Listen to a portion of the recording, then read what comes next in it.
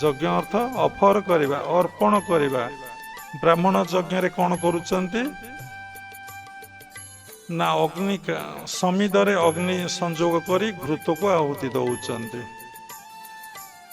Offer କରୁଛନ୍ତି, ଫୁଲକୁ ଦଉଛନ୍ତି, ଫଳକୁ ବି ଦିଆଯାଉଛି, ଚରୁ ଅନ୍ନ ବି ଦିଆହଉଛି ସେଇଭଳି। କିନ୍ତୁ ତା ଦ୍ୱାରା ସଂସ୍କାର କ୍ଷୟ ହଉନାହିଁ। ଦେଖନ୍ତୁ ଯେତେ ଘୃତ ଯଜ୍ଞ କରନ୍ତୁ, ଘୃତ ଯଜ୍ଞର ସାଇଣ୍ଟିଫିକ ଅଛି, କାହାକୁ ଆପଣ କାଟି ପାରିବେ ନାହିଁ, କାହାକୁ ବିରୋଧ କରିପାରିବେ ନାହିଁ। ବାୟୁମଣ୍ଡଳ ଶୁଦ୍ଧ ହେବ, ପବିତ୍ର ହେବ ଏବଂ ବର୍ଷା ହେବ। ବର୍ଷା ଦ୍ୱାରା ଶସ୍ୟର ଉତ୍ପାଦନ ହେବ, ଯାହାକୁ ଆମେ ଖାଇ ପିଇ ବଞ୍ଚିପାରିବା। ସେଇଭଳି ଆମେ କିନ୍ତୁ ଜନ୍ମ ହେଇଛେ କ'ଣ ପାଇଁ, ଆମେ ବଞ୍ଚିଛେ କ'ଣ ପାଇଁ ନା ଆମର ସମସ୍ତ ସଂସ୍କାରକୁ ପୋଡ଼ି ପାଉଁଶ କରିଦେବା ପାଇଁ। ଆମେ କିନ୍ତୁ ଏଇ ବିଷୟରେ କନସିୟସ୍ ନୁହେଁ। ସଂସ୍କାର କାହାକୁ କହନ୍ତି ନା କର୍ମର ଫଳକୁ ସଂସ୍କାର କହନ୍ତି। ଆମେ ସଂସ୍କାରକୁ କେମିତି ପୋଡ଼ିକି ପାଉଁଶ କରିବା। କେମିତି ପାଉଁଶ ହବ? ଭଗବତ ଗୀତାର ଉଲ୍ଲେଖ ଅଛି, ଜ୍ଞାନାଗ୍ନି ସର୍ବକର୍ମାଣୀ ଭସ୍ମସାତ୍ କୁରୁତେ ତଥା। ଜ୍ଞାନାଗ୍ନି ଦ୍ୱାରା ସର୍ବକର୍ମାଣୀ ଅର୍ଥାତ୍ ପ୍ରାରବ୍ଧ ସଞ୍ଚିତ କ୍ରିୟମାଣ ପୋଡ଼ିକି ପାଉଁଶ ହବ। ପାଉଁଶ ହେଲେ କ'ଣ ହବ? ଆଉ ତ କିଛି ନାହିଁ, ଶୂନ୍ୟ। ଆପଣ ଯୋଉ ଶୂନ୍ୟରୁ ଆସିଥିଲେ ସେଇ ଶୂନ୍ୟକୁ ପଳେଇ ଯିବେ। ଆପଣ ମନରେ ଆଉ କୌଣସି ବାସନା ଆଉ କାମନା ରହିବ ନାହିଁ। କେହି ଆପଣ ଆଖି ଆଗକୁ ଦେଖାଯିବେ ନାହିଁ। କେବଳ ସେ ଈଶ୍ୱର ଦେଖାଯିବେ। ଆମେ ଯେତେବେଳେ ଦୀକ୍ଷା ଗ୍ରହଣ କରୁଛେ, ପ୍ରଥମ କ୍ରିୟାରେ ଆମେ ଅନେକ ଗୁଡ଼ିଏ ଟେକ୍ନିକ୍ ପ୍ରାକ୍ଟିସ କରୁଛେ। କାହିଁକି? ଗୋଟିଏ ଟେକ୍ନିକ୍ ଦେଲେ କ'ଣ ହୁଅନ୍ତା ନାହିଁ? ଗୋଟିଏ ଟେକ୍ନିକରେ ପ୍ରାକ୍ଟିସ କଲେ ମଧ୍ୟ ହବ।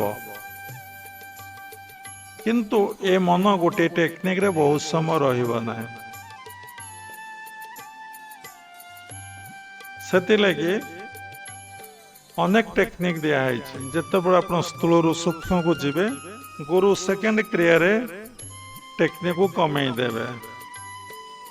ଯେତେବେଳେ ଆହୁରି ସୂକ୍ଷ୍ମକୁ ଗଲେ ଥାର୍ଡ କ୍ରିୟାରେ ଗୁରୁ ଆହୁରି ଟେକ୍ନିକ କମେଇ ଦେବେ। ଯେତେବେଳେ ଫୋର୍ଥ କ୍ରିୟାକୁ ଗଲେ ଆହୁରି କମେଇ ଦେବେ। ଫିଫ୍ଥ କ୍ରିୟାକୁ ଗଲେ ଗୁରୁ ଆହୁରି କମେଇ ଦେବେ। ସିକ୍ସଥ କ୍ରିୟାକୁ ଗଲେ ଗୁରୁ ଆହୁରି କମେଇ ଦେବେ। ଯେତେବେଳେ ମନ ସବୁଥିରୁ ନିବୃତ୍ତ ହୋଇ ଆତ୍ମସ୍ଥ ହେଲା, ବାରମ୍ବାର ଧ୍ୟାନ କଲା, ଆପଣଙ୍କର ଯୋଗର ସିଦ୍ଧି ଅବସ୍ଥା ଆସିଲା ବୋଲି ଆପଣ ଜାଣିବେ। କାହାରି କଥା ମନେ ପଡୁନାହିଁ, କାହାରି ଚିନ୍ତା ହଉନାହିଁ, ମନ ଅଛି, ବୃତ୍ତି ନାହାନ୍ତି। ଯେମିତି ଗୋଟେ ଦଉଡ଼ିଟେ ପୋଡ଼ି ଯାଇଛି, କିନ୍ତୁ ଦଉଡ଼ି ଆଉ ନାହିଁ, ତାର ଭସ୍ମଟା ହିଁ ରହିଛି। ଟିକେ ଫୁଙ୍କି ଦେଲେ କି ଟିକେ ପବନ ଦେଲେ ତା ଉଡ଼ିକି ଚାଲିଯିବ, ତାର ସ୍ଥିତି ନାହିଁ। ଏବଂ ସେଇ ପୋଡ଼ା ଅଂଶଟା ଯୋଉଟା ପଡ଼ିଛି, ସେଇଥିରେ ଆପଣ କାହାକୁ ବାନ୍ଧିବେ, କାହାକୁ ବନ୍ଧନରେ ପକେଇବେ, ଆଉ ପାରିବେ ନାହିଁ, ଆଉ ବାନ୍ଧି ହବ ନାହିଁ। ବାନ୍ଧି ହବ କି? ବାନ୍ଧି ହବ ନାହିଁ। କହିବାର କଥା, କ୍ରିୟାଭ୍ୟାସ କରି ସାଧନା କରି କରି ଚାଲିଲେ ଦିନ ଆସିବ, ଆମର ପରାବସ୍ଥା ହବ। ସେଇ ପରାବସ୍ଥାରେ ସମସ୍ତ ବୃତ୍ତି ପୋଡ଼ି ପାଉଁଶ ହେଇଯାଇଥିବ। ଆଉ ଆପଣ ଭିତରେ କୌଣସି ବୃତ୍ତି ନଥିବ। ଖାଲି ଜଷ୍ଟ ଆପଣ ଶରୀର ଧାରଣ ପାଇଁ ଖାଉଥିବେ, ବସୁଥିବେ, ଉଠୁଥିବେ, ଯାଉଥିବେ, ଆସୁଥିବେ, କିଛି କାମ କରୁଥିବେ, କିନ୍ତୁ କୋଉଥିରେ କିଛି ଆପଣଙ୍କର ନଥିବ। ଆପଣ କ'ଣ କରିଛନ୍ତି ଆପଣ ଭୁଲିଯିବେ। ଏକ୍ଜାମ୍ପଲ, ଆମ କ୍ରିୟା ଯୋଗ ପରମ୍ପରାର ଗୋଟିଏ କଥା କହୁଛି। ଲାଇଡିବାଙ୍କୁ ଜଣେ ଭକ୍ତ ନିମନ୍ତ୍ରଣ କରିଥିଲେ ତାଙ୍କ ଘରକୁ ପ୍ରସାଦ ପାଇବା ପାଇଁ। ଯେମିତି ଭଲ ଭଲ ଲୋକମାନେ ସାଧୁମାନଙ୍କୁ ନିମନ୍ତ୍ରଣ କରନ୍ତି ତାଙ୍କ ଘରକୁ ପ୍ରସାଦ ପାଇବାକୁ। ଅର୍ଥାତ୍ କ'ଣ ନା ତାଙ୍କର ପାଦରଜ ଟିକେ ପଡ଼ିଯାଉ, ତାଙ୍କ ପାଦ ଟିକେ କେମିତି ଘରେ ପଡ଼ିଯାଉ।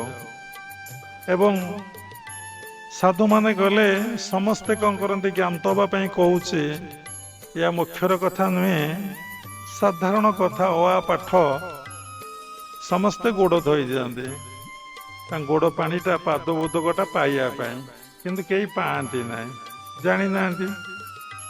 ତାପରେ ଗୋଡ଼କୁ ପୋଛି ଦିଅନ୍ତି, ଫୁଲ ଚନ୍ଦନ ଦିଅନ୍ତି, ସାଧୁଙ୍କୁ ନୂଆ ଆସନରେ ବସାନ୍ତି, ତାପରେ ପ୍ରସାଦ ଦିଅନ୍ତି।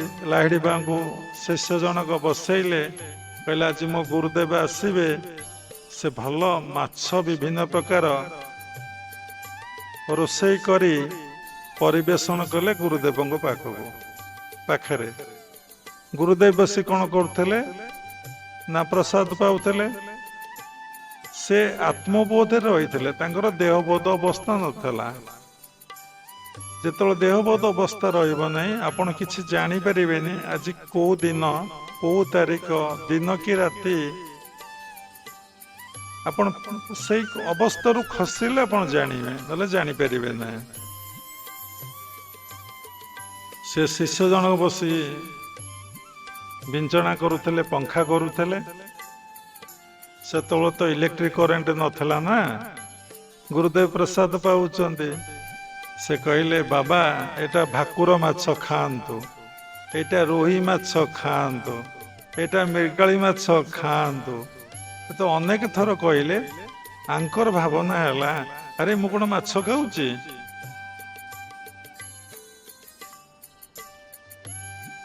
କହିଲେ ଆରେ ମୁଁ କ'ଣ ମାଛ ଖାଏ? ତୁମେ ମତେ ମାଛ ଖାଇବା ପାଇଁ ଦେଇଛ? ନା ଗୁରୁଦେବ ଆପଣ ମାଛ ଖାଆନ୍ତି? ମୁଁ ଦେଖିଛି ନାହିଁ ତ, ମୁଁ କେବେ ମାଛ ଖାଇନି। ମୁଁ ତ କେବେ ଆମିଷ ଖାଏ ନାହିଁ, ମୁଁ ତ ନିରାମିଷ ଭୋଜନ କରେ। ତୁମେ ମାଛ ଦେଇଥିଲ କି? ନା ଆଜ୍ଞା।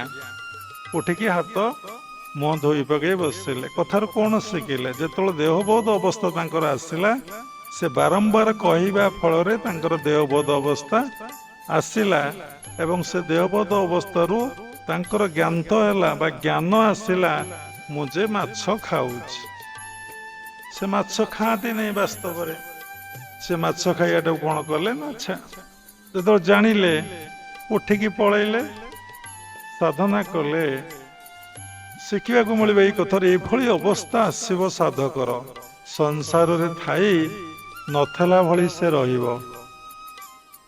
ଯେମିତି ଲେଖା ହେଇଛି, ହଳ ବୁଲୁଥିଲା ହଳିଆ ନଥିଲା, ଆପେ ହେଉଥିଲା ଚାଷ। ହଳ ବୁଲୁଛି କିନ୍ତୁ ହଳିଆ ନାହିଁ, ଚାଷ ହଉଛି। ତା ଅର୍ଥ କ'ଣ?